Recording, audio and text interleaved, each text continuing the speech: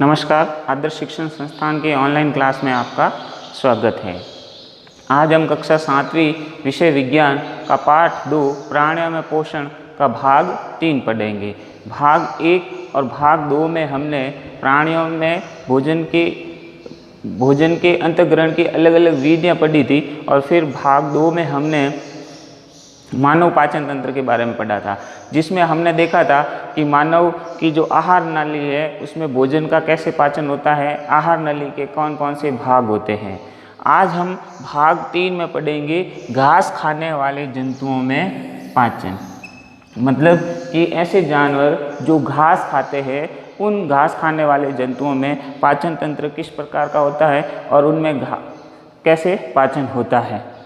तो हम देखते हैं कि घास खाने वाले जो जंतु होते हैं वो एक बार में फटाफट घास को खाकर निगल लेते हैं। जैसे गाय, भैंस, बकरी ये क्या करती है कि एक बार फटाफट चारा या घास खा के निगल लेती है, फिर आराम से बैठ के मुंह को हिलाती रहती है, मतलब जुगाली करती रहती है।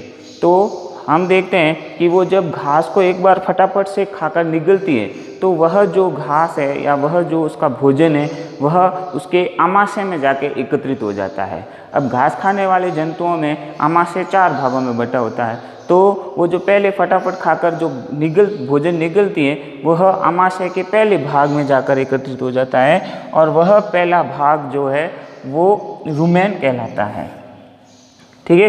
फिर जब वो आराम से बैठ जाती है कि भाई उसने पेट भर के भोजन कर लिया, फिर वो बैठती है, तब वापस क्या करते हैं, उस आमाशय के पहले भाग से वापस उस भोजन को छोटे छोटे पिंडों के रूप में वापस मुंह में लाती है और फिर उसको अच्छी तरीके से चबाकर वापस निगलती है। ठीक है। तो उस भोजन को वापस छोटे छोटे पिंडकों के रूप में मुख में लाकर वापस चबाती है। तो यह प्रक्रम जो है वो रोमंथन कहलाता है और ऐसे जंतु रूमिनेंट या रोमंथी कहलाते हैं। मतलब कि जुगाली करने वाले जानवर जो है वो रूमिनेंट या रोमंथी कहलाते हैं। अब हम देखते हैं कि घास जो है उसमें सेलुलोज की मात्रा ज़्यादा होती है। ठीक है। तो उस सेलुलोज का पाचन इन जानवरों में कहाँ पर होता है, तो हम देखते हैं कि यहाँ पर इस चित्र में छोटी आंत मतलब कि क्षुद्र आंत और ये बड़ी आंत बृहदात्र, इस छोटी आंत और बड़ी आंत के बीच में एक और संरचना है अंधनाल।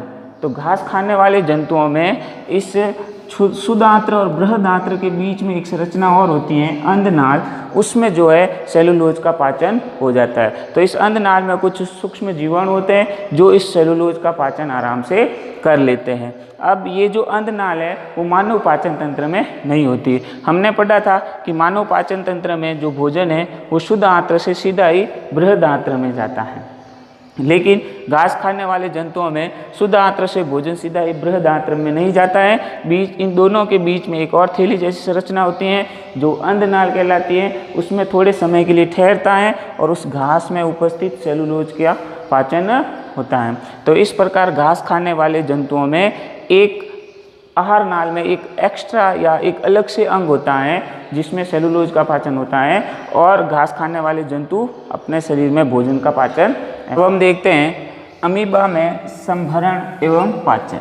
अमीबा जो है एक जलीय और एक कोशिकीय जीव है। इसमें बड़े जीवों की भांति कोई आहार नाल या पाचन तंत्र या पाचन के अंग वगैरह नहीं होते, केवल एक कोशिकीय जीव है, जलीय जीव है। तो अब इस एक कोशिकीय जीव में पाचन कैसे होता है, तो अमीबा जो है वो अपने शरीर की आकृति को नियमित बदलता रहता है। इसके शरीर का कोई एक निश्चित आकार नहीं होता है। तो जैसे जैसे यह अपने शरीर की आकृति को बदलता रहता है तो इसमें कुछ संरचनाएं बनती हैं जिन्हें पादाब कहते हैं। ये जो पादाब है वो इसको गति करने में और भोजन पकड़ने में सहायता करते हैं।